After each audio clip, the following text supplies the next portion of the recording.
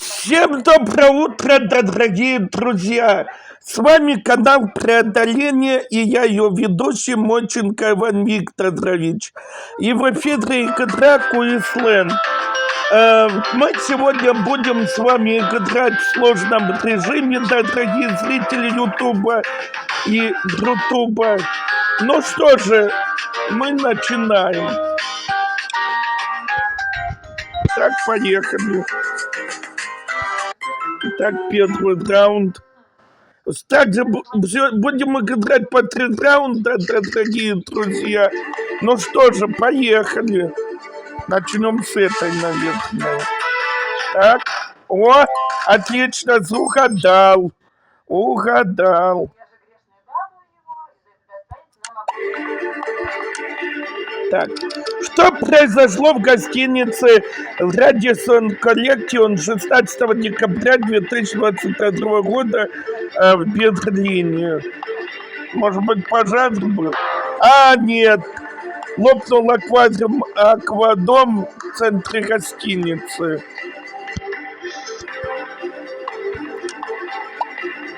Так. Точно, я забыл. Что такое Фата Моргана? Фата Моргана. Так. Может быть, жанр... Ай, ёлки-палки, да что такое, а? Так, откуда произошло слово спам? Спам, это авария... Нет, это, может быть, пряность?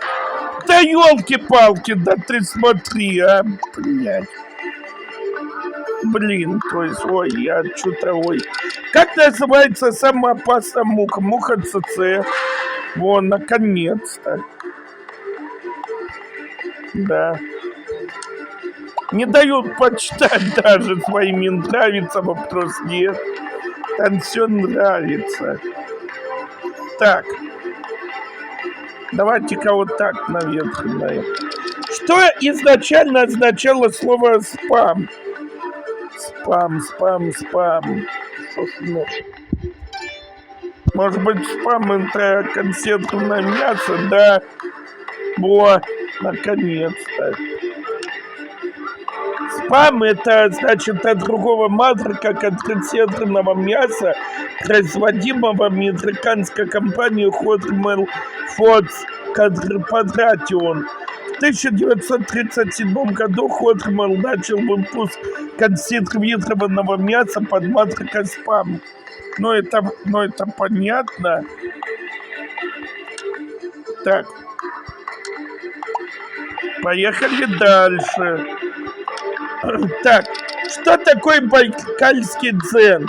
Это либо природное подводное течение, либо природное явление. Значит, природное явление. Так. На Байкале зимой можно очень наблюдать очень странное явление, когда озеро покрывается льдом, над ним будто подряд камни. Под камнем находится тонкая ледяная ножка, из-за которой создается такой эффект. Чтобы камни начали подрять, необходимы определенные условия погоды. Это сильный ветер и яркое солнце. Сначала камушек гальку ветер раздувает на поверхность льда. После этого он замерзает на поверхности Байкала, затем нагревается солнечными лучами. От нагрева камня лед под камнем, от нагрева камня лед под камнем постепенно начинает таять. То сильный байкальский ветер не дает льду под камнем растаять. И так дальше. Так.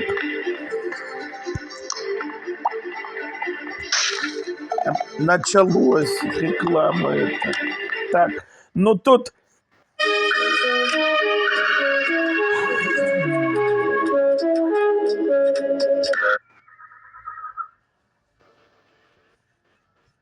Так. Угу. Почему кочегара корабля Джона Приста никто не хотел брать на работу? Так. Потому что корабли, на которых он работал, все шли на дно. Вот. Мгм.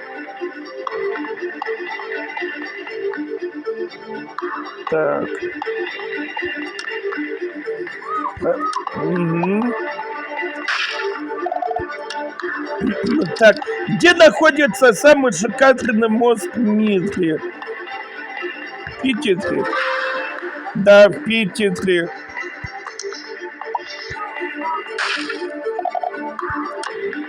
Так. Какое слово пропущено о выходящей любовь силы? Пусть Евредим вернется вновь ко мне мой кто-то, ну, как милый, неведомый. Да.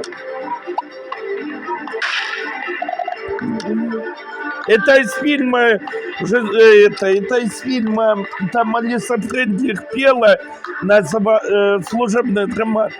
Как сказочно обогатился Китай Джон Джон во время золотой лихорадки в Калифорнии.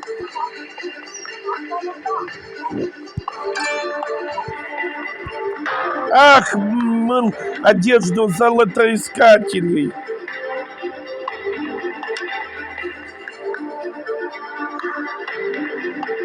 Угу. Во время золотой лихорадки в Калифорнии маленького китайца по имени Джон Джон считали идиотом. Над ним смеялся весь штат. Он стирал одежду золотоискателей, не брал за это ни цента. Народ валом валил в его прачечную, а маленький трудолюбивый китаец не отказывал никому.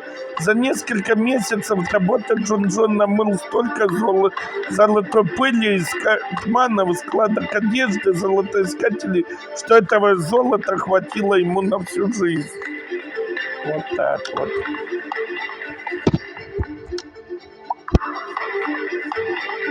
Так. Как называются слова мим, дед, наган, заказ, кабак, казак, мадам, шалаш?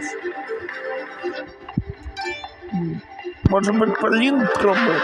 Да, это палиндромы. Угу.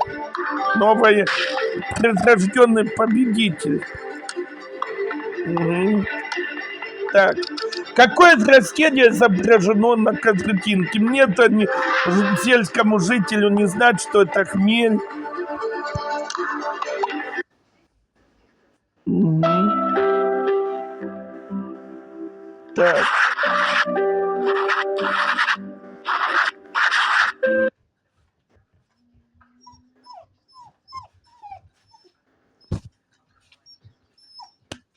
Эй, сейчас.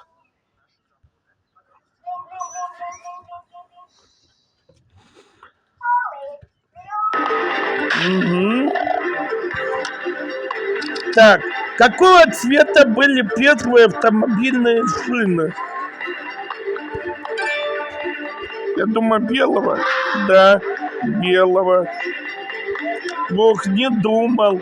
Первые автомобильные шины были белого цвета. Как ни странно, но это так. Так, ладно, не будем. Да. Так, ну отлично, друзья. Почему чтение книг Либра, Куин, но Поеды Эспедра нельзя отложить на следующий раз? Я думаю... Ах, она написана исчезающими чернилами. Ничего себе. Какой город является северной столицей Пхеньян? Так, отлично. Почему стоимость фисташковых орехов велика? Потом все вышеперечисленное. Так. Мгм. Давайте-ка вот. Отлично. Ух ты. Мгм. Как зовут ядро языковедческой мифологии, совершившего 12 подвигов? Гидракл. Ой, это совсем другое дело, друзья, что я на эту переключил, как его, ну, на режим на сложный. Что означает буквенная система ВС, ВСПО, Ксиона, бутылках коньяка? Может, да, это возраст свой дедушки его. Мгм. Да елки-палки, это реклама надоела уже.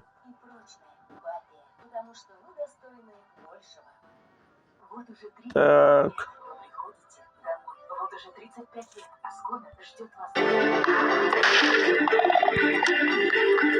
Где находится комплекс из городища, могильника и селищ рубежа 21 веков до нашей эры, называемый Адракаин?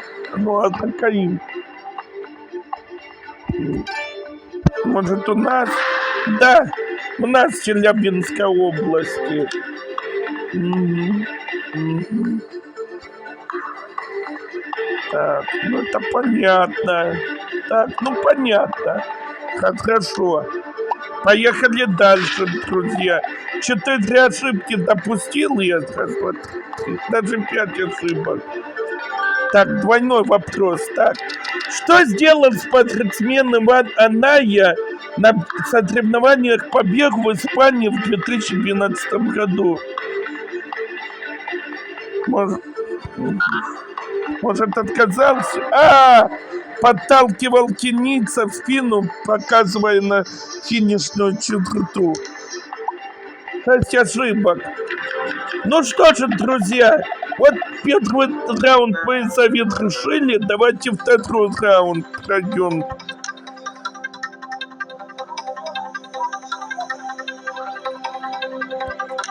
Нет, не хочу заново проходить. Ничего страшного, что 2 звезды получил. Так, поехали дальше. Какое средство использовали люди в начале прошлого века для облегчения кашля? Гидроин, это я знаю. Так, гидроин.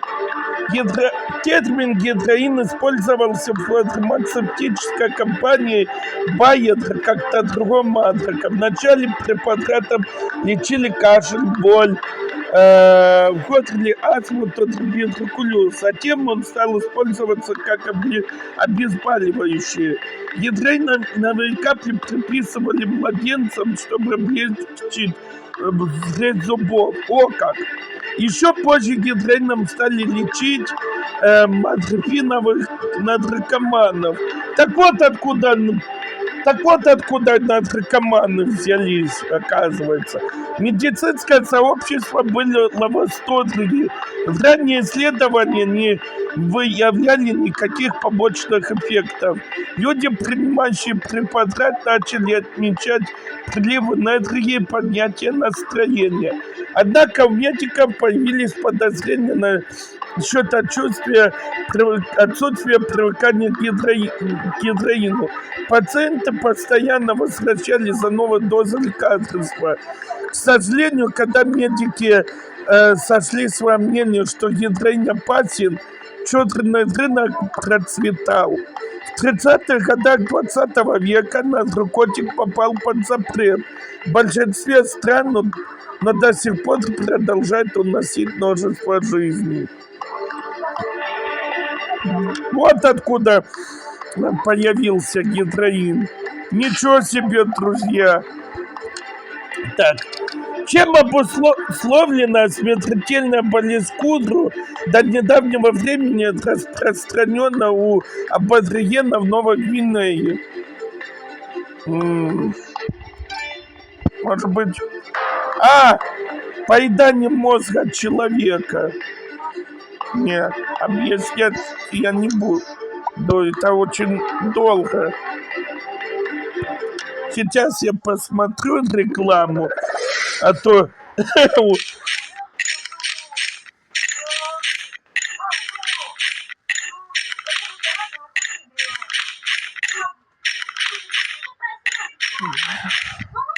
Сейчас, друзья.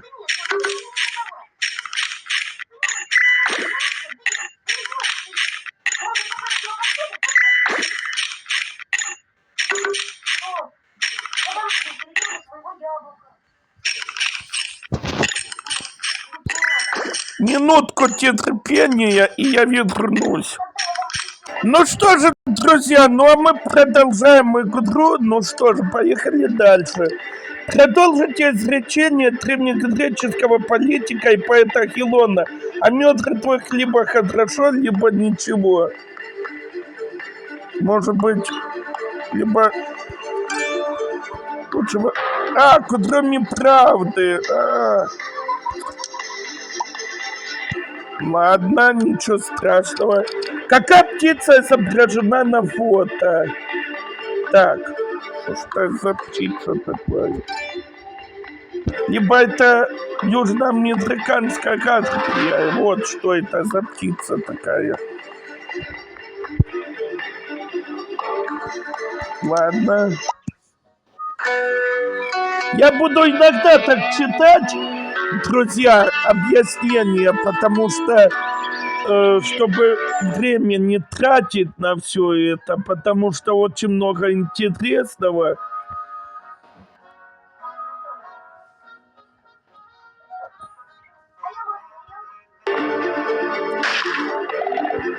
Так, какой из этих островов, расположенный на территории России, имеет искусственное происхождение? Может, черепаха? Да, это черепаха. Так, а где этот остров находится? Остров Черепаха, искусственный остров на Азовском море, расположенный на 2 километрах южнее гавани Таганрога. Понятно. Так, первую красивую искусственную фото там это. Да. Так, не, пока оценивать потом. А ну-ка, угадаю второй этот или нет? Нет, не угадал в этот раз. Так. Название какого представителя семейства кошачьих означает тот, кто убивает одним прыжком? Ягуар. Угу. Да. Так. Человека с какой особенностью называют химерой? Даже не знаю. Может быть... обладающего 2 наборами ДНК. Вон как.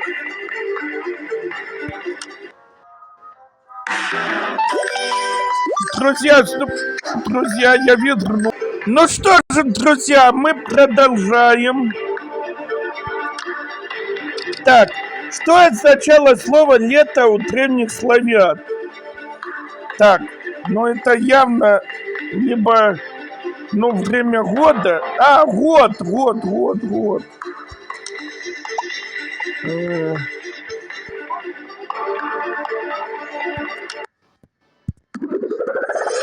Ну что же, друзья, мы продолжаем. Ну что же, поехали дальше. Чем известен замок Недзё в Японии?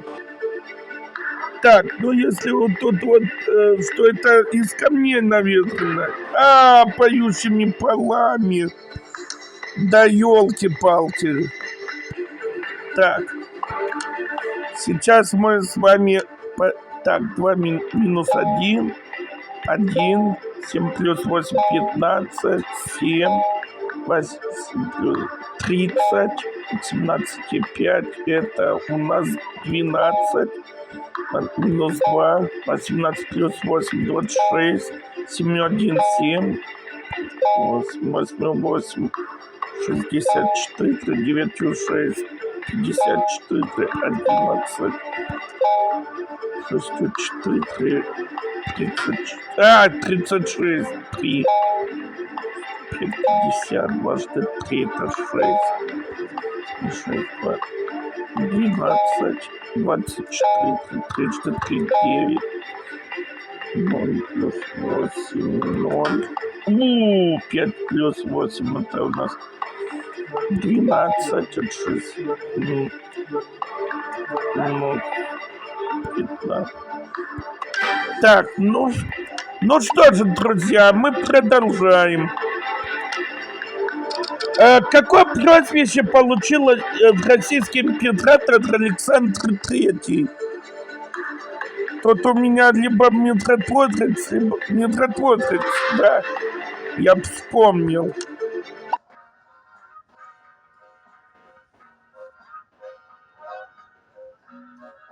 Так, ну вот сейчас реклама не нужна. Сейчас пока не нужна реклама. Так. Что обозначают такие цветные секторы на циферблате радиста? Даже я не знаю. Может быть, патриоты... Да, это патриоты радиомолчания. Угу.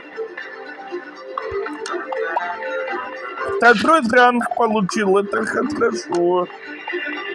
Так. Что отличает амбидекстров от других людей?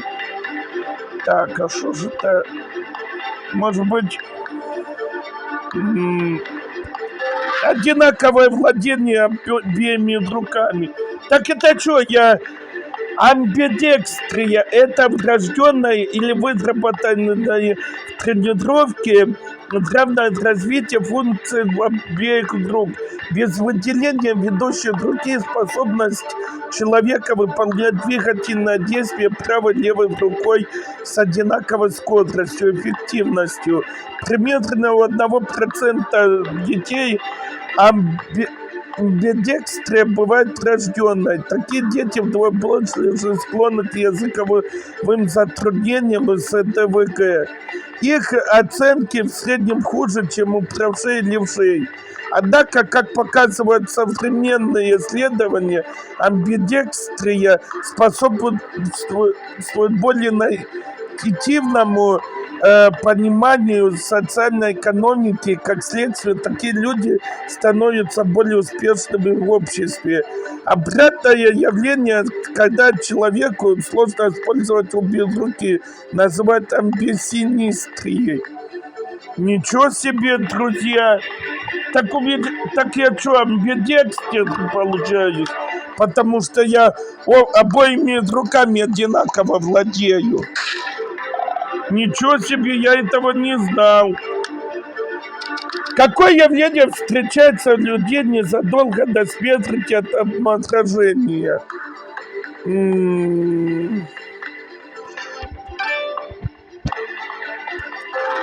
Парадоксальное раздевание. Не, это я не буду читать. Так, на каком острове Гибралтарском проливе жители брали пошлину со всех происходящих в него судов? Даже не знаю, может... Да, это Тадриф. Остров Тадриф. Так. Чем можно оплатить проезд в метро в турецком городе Стамбуле? Может быть... пластиковыми бутылками. Это да. Так, ладно. Так, согласно книге рекордов Гиннесса, что является самой продаваемой книгой всех времен? Библия, конечно. Угу.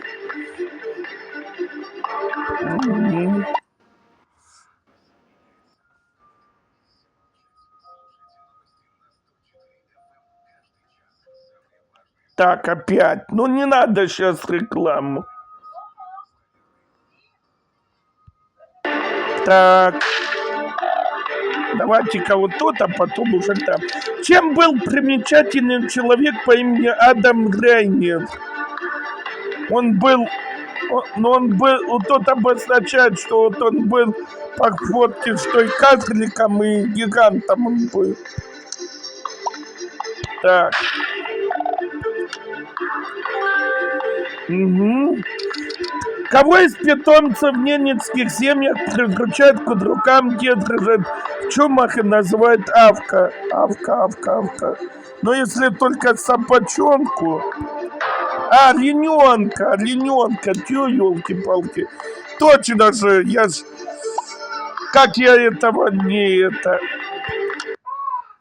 Это самая Ай. расслабляющая игра в плитке. Разработана для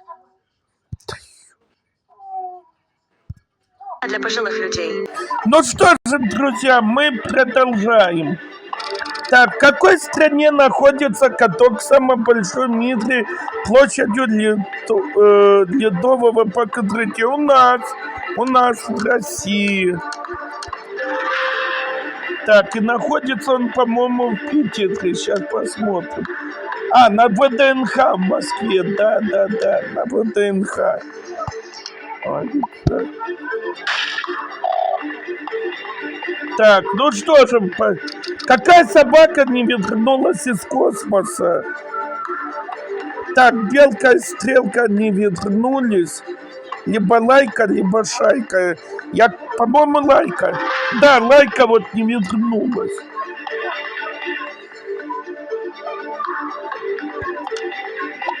Все. Отлично, друзья. Ну что же, друзья, давайте-ка... Сейчас я, друзья...